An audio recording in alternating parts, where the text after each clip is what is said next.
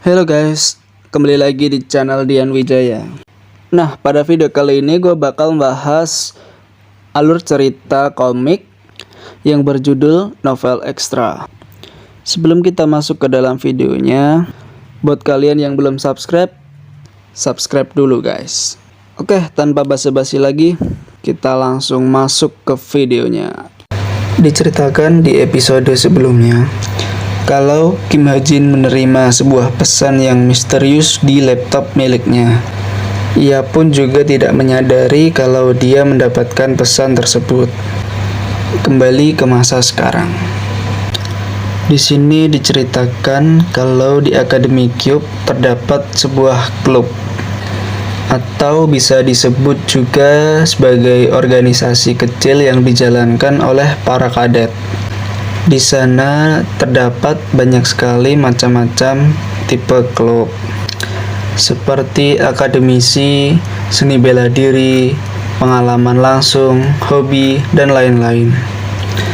Di jalan ceritanya, ada sekitar 100 klub di Academy Cube. Dan juga selain untuk peningkatan diri, klub juga berperan sebagai tempat bersosialisasi untuk para kadet. Di sini diceritakan kalau Kim Ha Jin bergabung dalam sebuah klub yang bernama Klub Travel Healing Rain. Seperti yang dapat dilihat juga, banyak sekali karakter utama yang bergabung pada klub travel ini, seperti Kim Soo Ho, Yo Yun Ha, dan Choi Na Yun.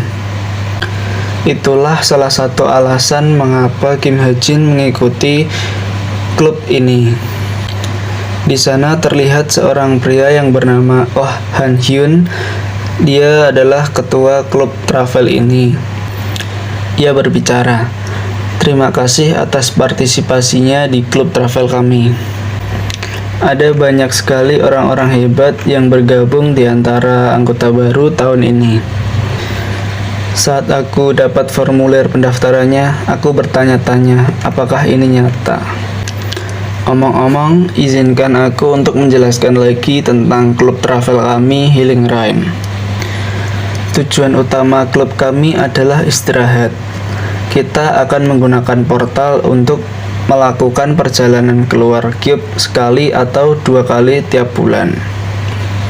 Kami juga berencana melakukan perjalanan ke tempat terdekat hari ini untuk bersosialisasi antara kelompok.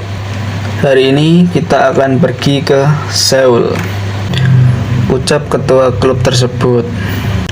Di sini seperti yang sudah diperkirakan oleh Kim Ha Jin, kalau perjalanan kali ini akan ke daerah Seoul. Kim Ha Jin berpikir, perjalanan ke Seoul di mana kau bebas melakukan apapun yang kau inginkan dengan memecah grup menjadi 2 orang, seperti yang aku tulis di novel.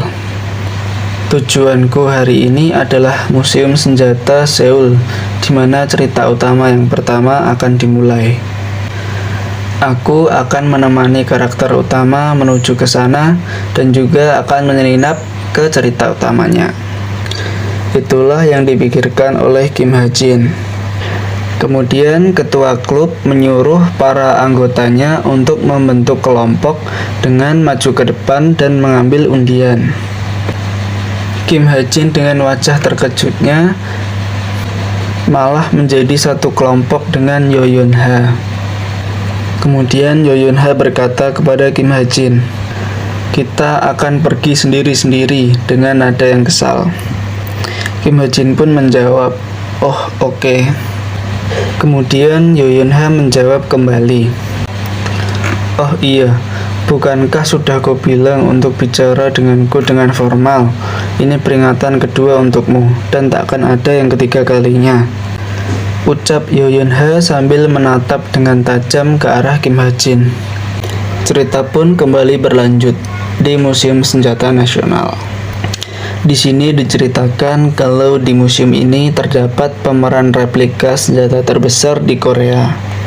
Kemudian Kim Ha Jin berjalan-jalan sambil melihat-lihat museum. Di sana dia sedang melihat Choi Na Yun yang sedang melihat dengan matanya yang bersinar-sinar ke arah busur panah yang ada di museum tersebut. Kemudian ia lanjut berjalan dan ia bertemu dengan Kim Soo-ho. Mata mereka bertemu dan kemudian Kim Ha-jin bicara dengan Kim Soo-ho. "Apa kau sedang melihat Seven Branched Sword?" Kemudian Kim Soo-ho menjawab, "Oh."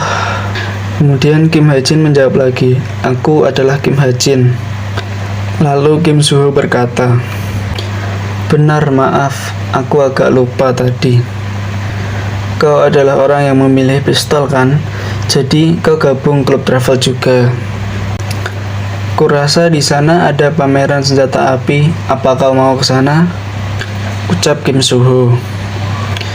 Kemudian Kim Ha-jin menjawab, "Terima kasih, tapi kurasa kita tak akan sempat." Tiba-tiba terdengar bunyi peringatan dari museum. "Perhatian kepada semua pengunjung, ada monster yang muncul di luar museum." Sekali lagi, perhatian kepada semua pengunjung, ada monster yang muncul di luar museum. Kemudian setelah mendengar bunyi peringatan tersebut, para pengunjung yang lain merasa panik dan mereka mulai berteriak, "Ah!" Mereka pun berlari dengan panik mencari pintu keluar. Dikarenakan banyaknya orang yang berlari, mereka saling dorong-mendorong ketika berlari. Dan kemudian terlihat adanya seorang anak kecil yang hampir terjatuh. Kemudian Chai Na-yun membenturkan tangannya ke kaca dengan sangat keras, sambil berkata, "Tenanglah, hero yang ditugaskan ke museum pasti akan segera datang. Kalau kalian pergi keluar saat situasi begini, kalian cuma akan jadi makanan monster," ucap Chai Na-yun sambil mengambil busur panah yang berada di museum tersebut. Kemudian dikarenakan Chai Na-yun mengambil busur tersebut, museum pun mengeluarkan peringatan. Dikarenakan ada lemari kaca yang mengalami kerusakan, pencurian item pameran dikonfirmasi dan blokade diturunkan. Kemudian Chai Na-yun bicara kepada Kim Soo-ho, "Hei kamu, juga ambil senjata. Kita harus melindungi pengunjung sampai hero datang," ucap Chai Na-yun. Kemudian secara tiba-tiba muncullah sosok misterius dengan aura yang sangat menakutkan. Dia adalah The Jin Lucius Dog. Dia merupakan villain yang digunakan sebagai batu loncatan untuk pertumbuhan sang MC. Kemudian The Jin tersebut bersiap untuk menyerang Chai Na-yun. Tetapi secara tiba-tiba Kim Soo-ho menyerang The Jin dari belakang. The Jin tersebut kemudian menangkis serangan Kim Soo-ho dan melemparkannya ke tembok dengan sangat keras, yang membuat Kim Soo-ho tumbang. Kim Ha-jin pun tidak pernah mengira kalau semua prediksinya ternyata salah. Seharusnya Kim Soo-ho dapat dengan mudah untuk mengalahkan The Jin tersebut. Tetapi ia tidak mengira kalau ternyata The Jin tersebut dapat mengalahkan Kim Soo-ho. Kim Ha-jin pun menjadi bingung karena kejadian tersebut. Ia berpikir bahwa ini sangat aneh, karena cerita yang dia buat tidak seperti ini. Di cerita yang dibuat oleh Kim Ha-jin, awalnya mereka memang kewalahan. Tapi lama-kelamaan mereka mulai bangkit dan Kim Soo-ho menunjukkan kekuatannya. Dan pada akhirnya ia pasti mengalahkan musuh-musuhnya. Itulah mengapa Kim Ha-jin menjadi sangat bingung karena kejadian tersebut. Di sini terlihat Chai Na-yun panik karena Kim Soo-ho yang tumbang. Kim Soo-ho kesakitan dan muntah darah. Ia juga terlihat kesulitan untuk berdiri. Kemudian The Jin tersebut terlihat kembali ingin menyerang Kim Soo-ho.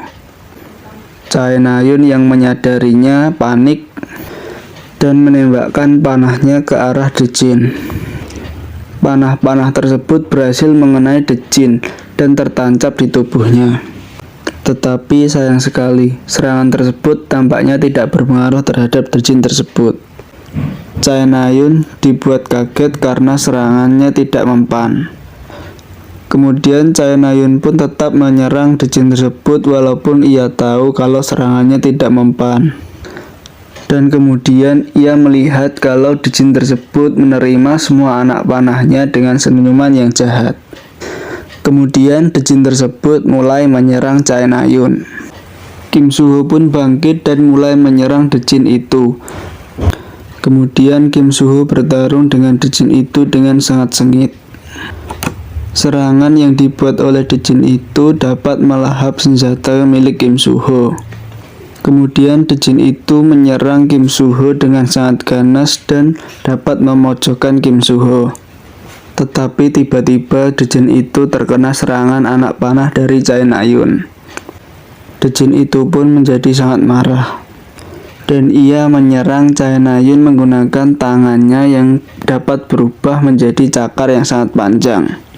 Serangan tersebut membuat Chae Na-yun terpental dan menabrak tembok dengan sangat keras.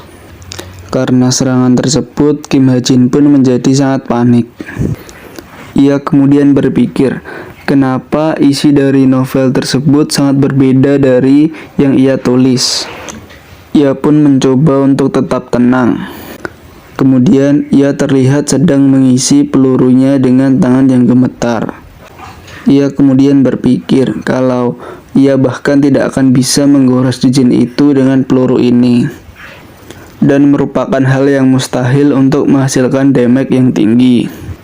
Bahkan jika dia meningkatkan destructive powernya.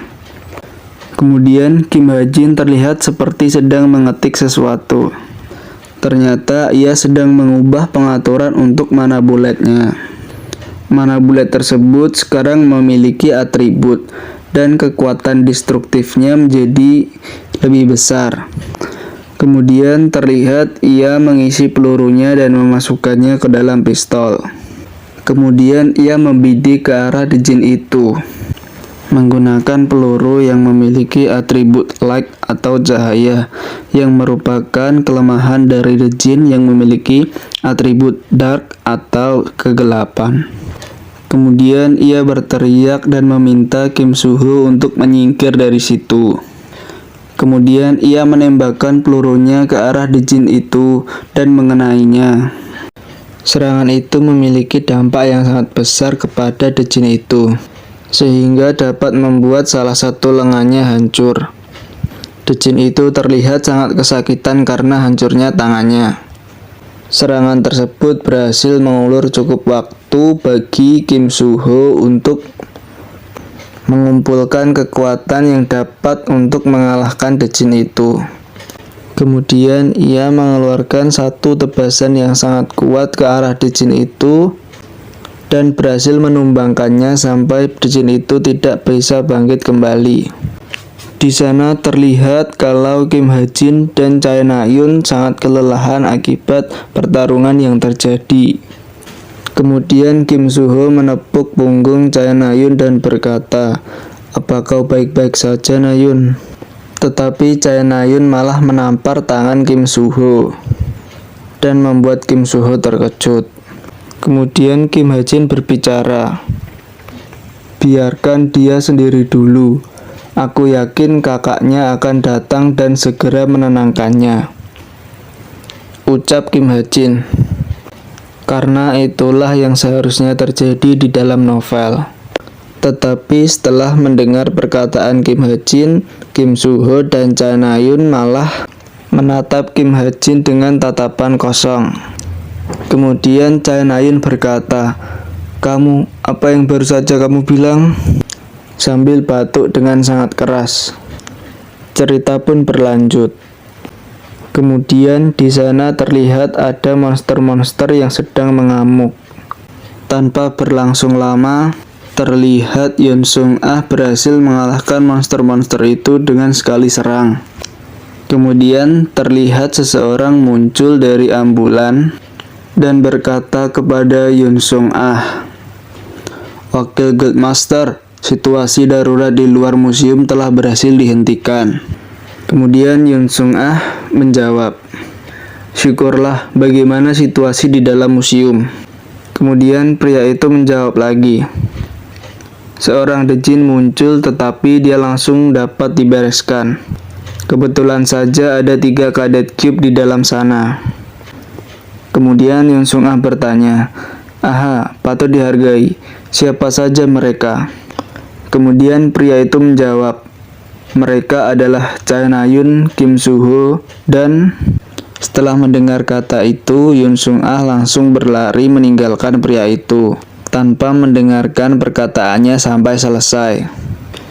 Yun Sung Ah berlari dengan semangat, karena ia tidak menyangka kalau ia memiliki kesempatan untuk bertemu Kim Soo-ho di tempat seperti ini. Ia berpikir apa yang harus ia katakan kalau ia melihat Kim Soo-ho. Kemudian Yun Sung Ah melihat Kim Ha Jin yang sedang berjalan dan menghampirinya.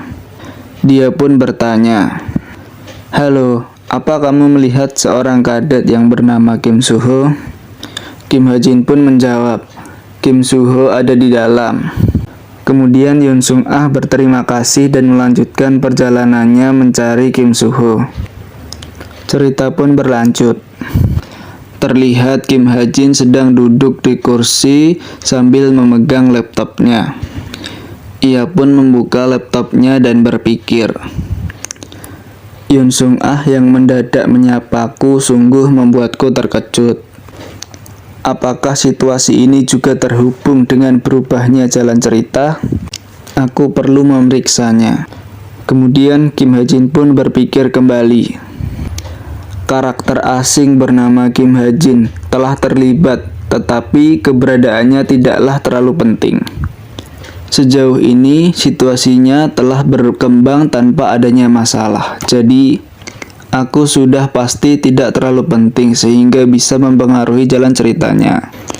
Kemudian Kim Ha Jin tiba-tiba teringat sesuatu. Novel ini memiliki seorang co-author. Dunia ini merupakan versi tulisan ulang dari novel yang aku tulis. Kalau dunia ini berdasarkan apa yang ditulis oleh orang yang menulis email itu, wajar kalau hal-hal yang tidak pernah aku duga bisa terjadi. Kalau memang seperti itu, bisa saja perkiraan yang aku buat berdasarkan novelku sekarang menjadi tidak berguna. Pikir Kim Ha Jin dengan ekspresi yang buruk. Kemudian ia dikejutkan kembali oleh sebuah pesan yang ada di laptopnya. Pesan itu tertulis seperti ini. Sang protagonis dan karakter-karakter lain di sekitarnya tidak pernah menghadapi bahaya. Kalau hal ini terus berlanjut, akan ada resiko bahwa para pembaca akan lelah dengan pengulangan yang membosankan. Maka dari itu, mulai sekarang level musuh akan ditingkatkan, bahkan jika itu akan menghasilkan kekacauan. Itulah isi pesan yang didapatkan oleh Kim Ha Jin. Kim Ha Jin pun menjadi shock karena melihat isi dari pesan tersebut. Oke guys, videonya sampai sini dulu. Makasih banget buat yang udah nonton. Kita bakal lanjut di part berikutnya. See you on the next video. Bye-bye.